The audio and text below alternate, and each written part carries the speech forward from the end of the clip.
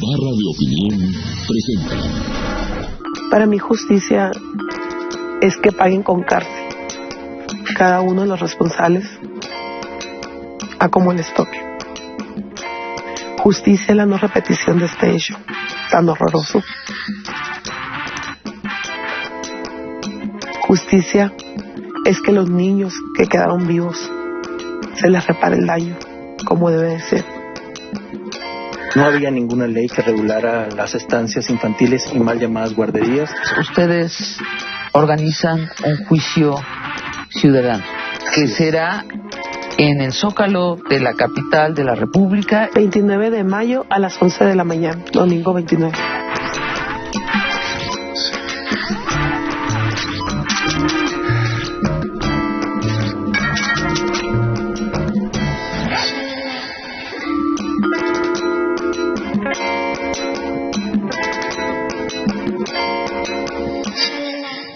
Hola, Patricia Duarte, Pepe Hola. García.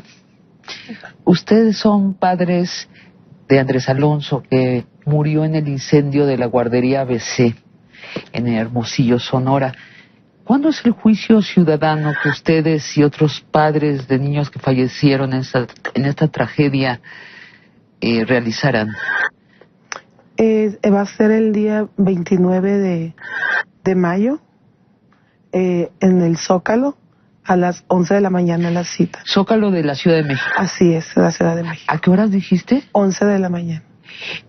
Hablaremos largamente sobre el juicio, pero antes, para situar claramente, ¿quién estará en el banquillo de los acusados? Las instituciones que pues de alguna u otra forma tuvieron que ver con lo que pasó el día 5 de junio, los poderes del Estado mexicano. Hablemos de todo el recorrido que lleva a entablar un juicio algo tan grave contra el Estado mexicano. El 5 de junio del 2009 sucedió una tragedia, se incendió la guardería ABC en Hermosillo, Sonora. ¿Cuántos niños murieron en el incendio? Murieron 49 niños. 25 niñas y 24 niños. Quedaron cerca de 100 niños lesionados. ¿Lesionados gravemente? No, de diferentes grados de lesiones. Ajá. Algunas físicas e internas y otros solamente internas.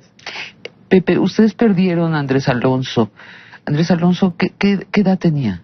3 años, 5 meses. ¿Su único hijo?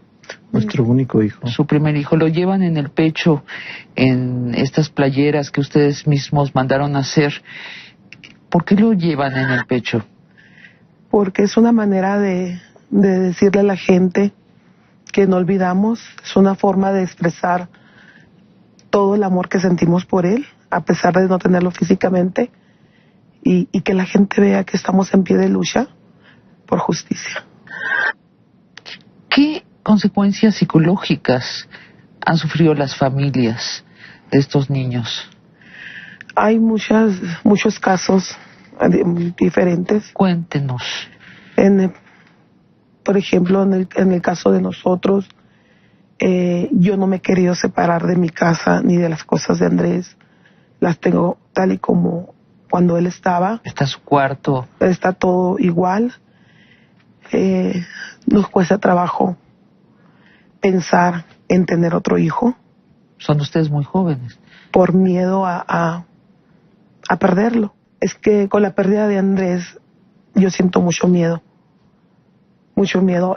en que pudiera volver a pasar, porque puede volver a pasar, porque hay padres y madres que es el segundo hijo que pierden, como es el caso de Roberto Zavala y de Marta Lemas. Vamos a ver un video donde habla Roberto Zavala. El día 5 de junio no regresamos a esta casa ya. Para nosotros la casa murió junto con el niño. Entonces, lo que queremos hacer es darle vida a esta casa. ¿Y cómo mejor que funcione herramientas para que podamos combatir contra la impunidad pues que se está generando en este caso? En el lugar hay fotografías de los niños 2 dormitorios y sala de juntas. Para finalizar el acto conmemorativo, familiares y amigos de Santiago soltaron al cielo 50 globos de colores. Ustedes formaron un grupo el 5 de junio. Vamos a hablar más largamente de él. Antes, para ir ordenadamente, me gustaría que habláramos de la primera reacción del Estado mexicano frente a esta tragedia. El Estado mexicano lo primero que declaró fue un incidente lamentable. Esas fueron las palabras. ¿De quién fueron esas palabras? Fueron del procurador en turno. ¿De Justicia de la República? Medina Mora. Así es, Medina Mora, que había sido un lamentable accidente porque la Guardia cumplía con el reglamento de protección civil. Patricia, ¿incidente o accidente? Dijeron accidente. Accidente, porque yo llegué a leer también la expresión incidente, que todavía minimiza más el asunto. Es como si el dios del azar hubiera provocado esto, ¿no? Esta fue la primera reacción. Qué grave, pero pues hay accidentes en la vida. Lo que ustedes hicieron es formar este grupo, primero que nada, ¿no? Así es. De deudos de estos niños. Y después, ustedes van a la Suprema Corte de Justicia. ¿Por qué a la Suprema Corte, Pepe?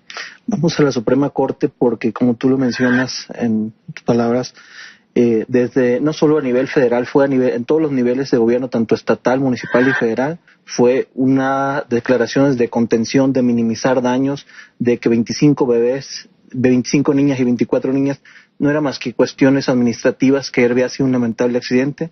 Acudimos a la Corte, nos entrevistamos con el entonces presidente Guillermo Ortiz Moyagoitia. ¿Pero por qué a la Suprema Corte? ¿Por qué a la Suprema Corte? Acudimos porque no había ninguna sola señal de la impartición de justicia en Sonora por la muerte de nuestros hijos. Y entonces juzgaron que la Suprema Corte de Justicia, esa sí era una institución respetable. Eso es lo... Le dimos el voto de confianza. Igual sabíamos pues la historia que se ha generado. Lo vimos de esa forma y lo vimos de otra forma. Una instancia más que agotar, que también era de esa manera. Entonces, ustedes van a la Suprema Corte. Bueno, yo como lectora de periódicos me sorprendí mucho que la Suprema Corte dijo sí atraigo el caso, pero además dijo vamos a hacer una investigación minuciosa de cómo sucedió y por lo tanto de quién hizo y quién no hizo para que esto sucediera. Y lograron una investigación muy minuciosa. ¿No es así? Así fue. Y brevemente, ¿quiénes la investigación señaló como responsables? Pues dentro de los principales, al entonces gobernador Eduardo Burr Castelo, al entonces procurador y que continúa en el cargo, Abel Murrieta, procurador de justicia del Estado de Sonora, que estaba con Burr, es ratificado por Guillermo Paredes y continúa en el cargo obstruyendo la impartición de justicia. ¿Quién más? A la triste Candiani, el entonces secretario estatal de Protección Civil, dentro de otros como Molinar Casitas, del exdirector del IMSS, dentro de otros también funcionarios de medio nivel y niveles inferiores como funcionarios de Hacienda, pero digamos los más importantes fue el exgobernador, los funcionarios del IMSS y los de Protección Civil estatal y municipal. ¿Y el más? Entonces presidente municipal también. ¿Y quién es más? Porque hay más responsables que arrojó la investigación, por ejemplo, los dueños de la guardería. Sí, lo mencionaron, ¿no? Pero a final de cuentas quedaron fuera de todo. Al final de cuando llegó el caso ya a los ministros, ¿no? Cuando se sesionó. Pero estamos apenas en la investigación, ¿no? La investigación va tan detallado como decir, fue una chispa. Fue muy buena investigación, pero ahí no incluyeron a los dueños de la guardería. No. O sea, saltó una chispa, ustedes corrijan. Saltó una chispa, incendió una lona que un inspector había descrito como tan flamable como la gasolina, años antes. Desde el 2005 había un reporte de uno de los supervisores de guarderías donde decía que era una bomba de tiempo, que era un riesgo latente, que nosotros como usuarios en ningún momento estábamos enterados No de ese sabían reporte, eso. no sabíamos nada. ¿Quién debió haber reaccionado a ese señalamiento? En primera instancia, los dueños de la guardería BC, porque era su obligación, estaban resguardando ¿Llegó los a bebés. ellos el documento? Sí, Sí, lo saben. Y no cambiaron esa lona. no hicieron absolutamente No nada. les importa. ¿Y en qué sentido, por ejemplo, el gobernador podría ser responsable de que estaban las condiciones para un incendio en una guardería? El incendio inició en la bodega de Hacienda, Ajá, que es parte de que estaba así vecina. que avecina a Pared la con guardería. pared. Así es. O sea, Hacienda del Estado De Sonora. Es por Exacto. ello que Estaban quemando documentos. Estaban quemando documentos. Pues lo único que hizo Eduardo Burs fue tratar de hacer un control de daños con todas las familias.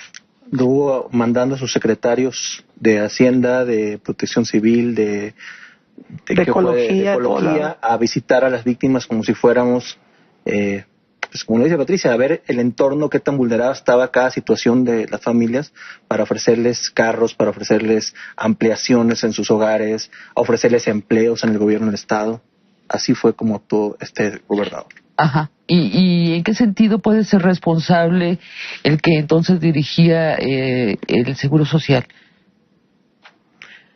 Pues yo tenía a mi hijo en la guardería BC. Yo no sabía que era una guardería subrogada ¿Tú creías que era del Seguro Social? del Seguro Social. De hecho, es una guardería subrogada, pero la paga el Seguro Social. Yo tengo Seguro Social. Claro. Sí, y por parte eso es de que tus utilizaba. derechos. Así es, era mi derecho. Entonces, yo no se la dejé. Yo no dejé a mi hijo con Gilda Ruquides, ni con Marcia Gómez del Campo, ni con Sandra Que son los Telles, dueños. que son los dueños. Yo se lo dejé al IMSS y el IMSS me lo mató. Y en ningún documento o en la fachada de la guardería decía guardería subrogada. Jamás. No, ¿Les daban facturas? ¿Algo? nada. Nada decía. ¿Decía Seguro Social? Así decía, cuando llegamos a pedir información sobre la guardería, yo todavía estaba embarazada de mi niño. Sí, una guardería del IMSS y toda la guardería se mira perfectamente bien. De hecho, una guardería con mucha demanda, con lista de espera. Tardé mucho para que me llamaran. Sí. Sí, entonces, Con buenas maestras, ¿no? A ver. en ese momento, En ese creíamos momento, que eran creían. buenas maestras. Pero, si bien es cierto que los responsables directos de eso son altos funcionarios del IMSS, sí, pero las maestras no actuaron como, no les puedo llamar maestras. Me ofendo a los que son maestros. Tú eres maestra. Yo soy maestra. Las niñeras, ¿sí? Ujú. Las niñeras no se le puede llamar de otra forma. Porque no tenían además estudios. No ¿o sí? tenían preparación para Ajá. estar con niños. En lugar de rescatar a los niños, pensaron en su bienestar y salieron de la guardería. Fueron 2, creo, las que nada más se arriesgaron por ellos. Bueno, basta decir que había una puerta de emergencia con un candado puesto desde hacía años. Con un candado, una puerta de emergencia con un candado. Algo que nosotros no podíamos ver cuando Claro. llegábamos a entrar. Claro, o sea, no entras a un restaurante y vas a checar las puertas de emergencia. Supones que está Que todo está cumpliendo, bien. sí, que la gente está cumpliendo sus obligaciones civiles, los dueños, los inspectores, los bomberos, bueno, todo esto el informe que presentan en la Suprema Corte de Justicia llega incluso a poner en duda la legalidad de que el IMSS subrogue guarderías. Así es. Y dice textualmente, hay un desorden generalizado. Así es. Y aconseja que ya no subroguen guarderías. Está puesto en duda todo el sistema. Así es. Y entonces, ¿qué pasa? ¿Qué pasa? Llega al pleno con los 11 ministros y entonces, ¿qué pasa? Ustedes estaban allí presentes. Así es. Claro que sí. Pues, Ustedes y otros padres, ¿verdad? Sí. Sí. pues, ¿qué pasa? ¿Qué pasó? Como se discute ese tema específico de la subrogación, si es legal o no, y casualmente se da una votación muy, muy cerrada, donde participan 2 ministros que en varias ocasiones pidieron ser sacados, exculpados del caso, que fue el ministro Franco y ¿cuál es el otro ministro? Valls Hernández. Valls Hernández y Franco. Esos ministros casualmente decían, no, me abstengo de opinar, pero a la hora de decir la subrogación es legal o no, dijeron, sí es legal. Y lo por qué se curioso aquí, disculpaban? porque Valls Hernández fue funcionario del IMSS y